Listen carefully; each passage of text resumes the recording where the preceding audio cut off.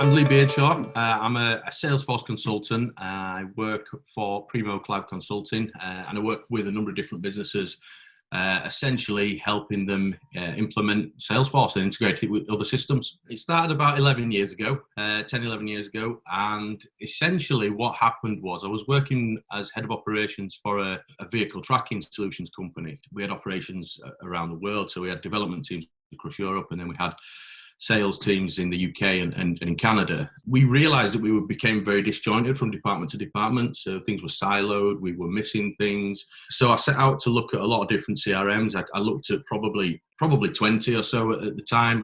I was sat with the CEO in the boardroom, and he just said, which one do you think is the one we should go for? And I just said, Salesforce is head and shoulders above everything else. You know, just the ease of use and the fact that we could roll it out really quickly. Whereas with some of the other solutions, there's a lot of development work required before you can even get it to a rollout stage.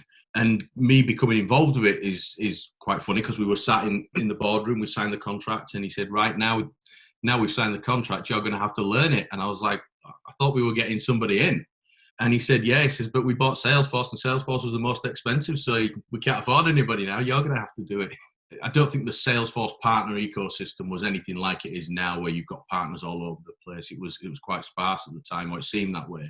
They did give us some help. They came on site for 3 days, but there was none of the resources that we have nowadays. There was no trailhead. There's very little that was given to us in that respect. Well, I mean, it varies day to day, really, because I suppose the life of a consultant is that you've got to be quite adaptable to work with different people, different customers, and working with different projects all the time. It does differ from day to day, but I try and keep the same things happening on Monday. I try and keep the same things happening on Tuesday. So on a Monday, for example, what I try to do is have the majority of my meetings.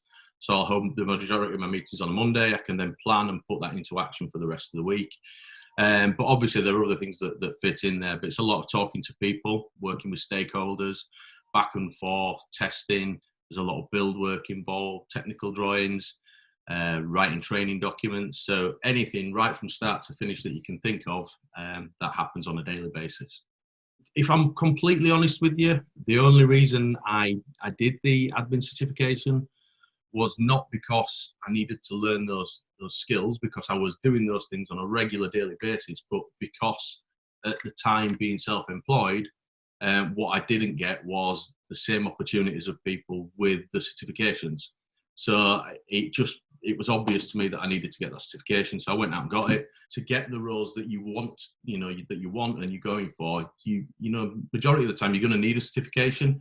And that proves that you've taken the time to sit down and learn the different aspects of Salesforce, certainly the admin one. And I know a lot of people within the ecosystem say the admin one is the hardest one to get, because there's so many different aspects of things within that. And I kind of agree with that.